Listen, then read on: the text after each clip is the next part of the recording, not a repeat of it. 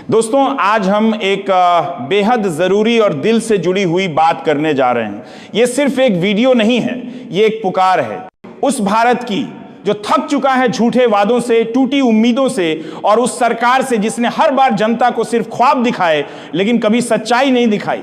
अगर आप वाकई में इस देश से प्यार करते हैं, अगर आपको अपने बच्चों का भविष्य अंधेरे में नहीं देखना है, तो इस वीडियो को अंत तक जरूर देखिए, और अगर दिल छू जाए तो चैनल को सब्सक्राइब जरूर कीजिए ताकि हम सच की लड़ाई में साथ चल सकें। 2014 में जब नरेंद्र मोदी सत्ता में आए थे तो एक उम्मीद थी, एक सपना था, अच्छे दिन आएंगे। लेकिन आज 11 साल बाद वो सपना एक डरावना सच बन चुका है। युवा बेरोजगार है, किसान आत्महत्या कर रहे हैं, महिलाएं खुद को असुरक्षित महसूस कर रही हैं, और देश में एक अजीब सी खामोशी है। ये खामोशी डर की है, लाचारी की है। सरकार के खिलाफ बोलो तो देशद्रोही बना दिए जाते हो, सवाल पूछो तो जेल भेज दिए जाते हो। क्या यही लोकतंत्र है? क्या यही आजादी है? चलिए बात करते हैं बेरोजगारी की। नरेंद्र मोदी ने हर साल 2 करोड़ नौकरियों का वादा किया था। 11 साल हो गए, यानी कम से कम 22 करोड़ नौकरियां होनी चाहिए थी। लेकिन क्या आपको मिली? क्या आपके किसी जानने वाले को नौकरी मिली? उल्टा सरकारी नौकरियों में कटौती हो गई, निजी कंपनियां बंद हो रही हैं, और जो नौकरी है भी वो कॉन्ट्रैक्ट पर है, बिना सुरक्षा, बिना भविष्य। अब बात महंगाई की करते हैं। एक गरीब मां जब अपने बच्चों को खाना नहीं खिला पाती तो क्या उसे यह समझाने जाएं कि सरकार डिजिटल इंडिया बना रही है? जब एक बूढ़ा बाप दवाई नहीं खरीद पाता तो क्या उसे यह बताएं कि मोदी जी विदेश में भाषण दे रहे हैं? गैस सिलेंडर 1200 रुपए का हो गया, दूध दाल सब महंगा हो गया, आम आदमी के लिए जीना मुश्किल हो गया है। लेकिन टीवी पर यह कोई नहीं दिखाएगा, क्योंकि टीवी अब सवाल नहीं करता, बस सरकार का गुणगान करता है। आज मीडिया बिक चुका है। लोकतंत्र का चौथा स्तंभ अब सत्ता का प्रचारक बन गया है। सच्ची खबरों के लिए आपको सोशल मीडिया पर भटकना पड़ता है, क्योंकि टीवी पर सिर्फ मंदिर, मस्जिद, हिंदू, मुसलमान और पाकिस्तान की बातें होती हैं। अब जरा ईवीएम की बात करें। वोटिंग मशीनों पर लगातार सवाल उठते रहे हैं। कई जगहों पर मशीनें खराब मिली, एक बटन दबाने पर वोट दूसरी पार्टी को जाता दिखा। क्या यह लोकतंत्र का मजाक नहीं है? अगर जनता को यह भरोसा ही नहीं रहा कि उसका वोट गिना गया या नहीं, तो फिर चुनाव का क्या मतलब? क्या हम चीन की तरह एक पार्टी का राज चाहते हैं?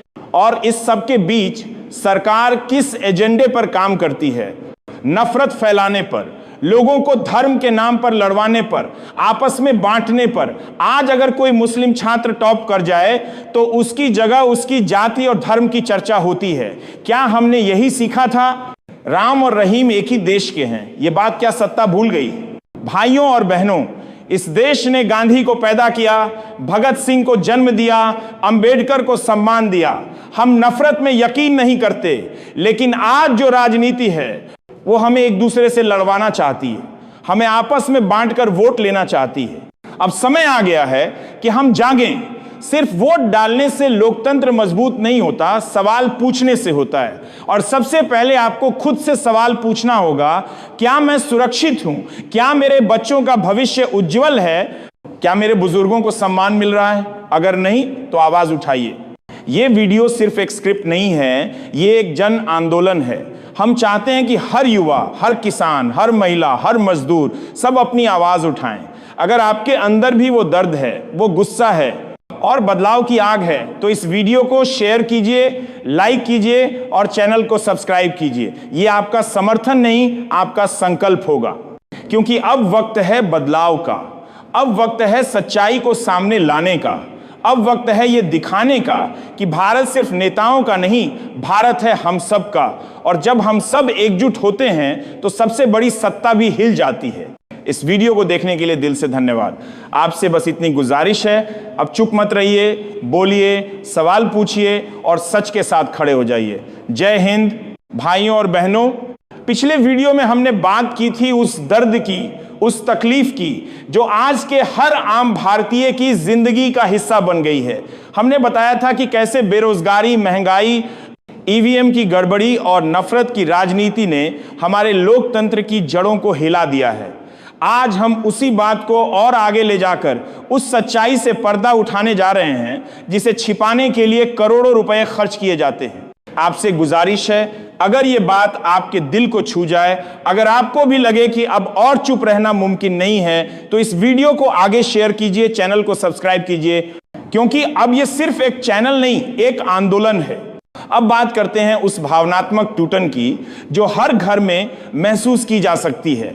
एक मां जो अपने बेटे को पढ़ा लिखा कर अफसर बनते देखना चाहती थी, आज देखती है कि उसका बेटा ओवर एज हो चुका है क्योंकि परीक्षा ही नहीं हुई। एक बाप जो कभी खुद भूखा रहकर अपने बच्चों के लिए पैसे बचाता था, आज देखता है कि नौकरी के नाम पर उसके बेटे को सुरक्षा गार्ड की भी पोस्ट नहीं मिली, लेकिन सरकार को इसकी कोई फिक्र नहीं, क्योंकि कैमरे पर एक नेता कह देता है मैं फकीर हूं, झोला उठाकर चल दूंगा, लेकिन असल में वो झोला देश की जनता की उम्मीदों से भरा होता है, और जब वो उठता है तो हमारे सपने साथ ले जाता है।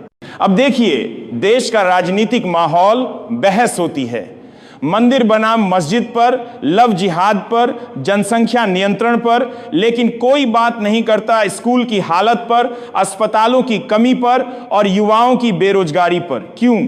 क्योंकि असल मुद्दों से ध्यान भटकाना आसान है। जब दो लोग आपस में लड़ेंगे तो तीसरा आराम से राज करेगा, और यही हो रहा है। हर चुनाव से पहले कुछ वादे किए जाते हैं, 15 लाख आएंगे, हर गांव में इंटरनेट होगा, हर घर में नल से जल आएगा, लेकिन सच्चाई यह है कि आज भी लाखों गांवों में शुद्ध पानी एक सपना है। और सबसे दुखद बात यह है कि लोगों ने अब सवाल पूछना बंद कर दिया है, क्योंकि उन्हें सिखाया गया है कि सरकार से सवाल करना गुनाह है। लेकिन नहीं दोस्तों, लोकतंत्र में सबसे बड़ा अधिकार है सवाल पूछने का। ये देश हमारे खून पसीने से बना है, किसी नेता की जागीर नहीं। अब वक्त आ गया है नफरत के इस जाल को काटने का, सच्चाई को आवाज देने का। हम सबको मिलकर इस लोकतंत्र को बचाना है, ताकि आने वाली पीढ़ियां हमें कायर नहीं, क्रांतिकारी समझें। अगर आपको लगता है कि यह बात जरूरी है तो वीडियो को फैलाइए, सब्सक्राइब कीजिए और अपने दिल की आवाज को दबाइए मत, क्योंकि जब तक हम आवाज नहीं उठाएंगे ये अंधेरा और गहरा होता जाएगा।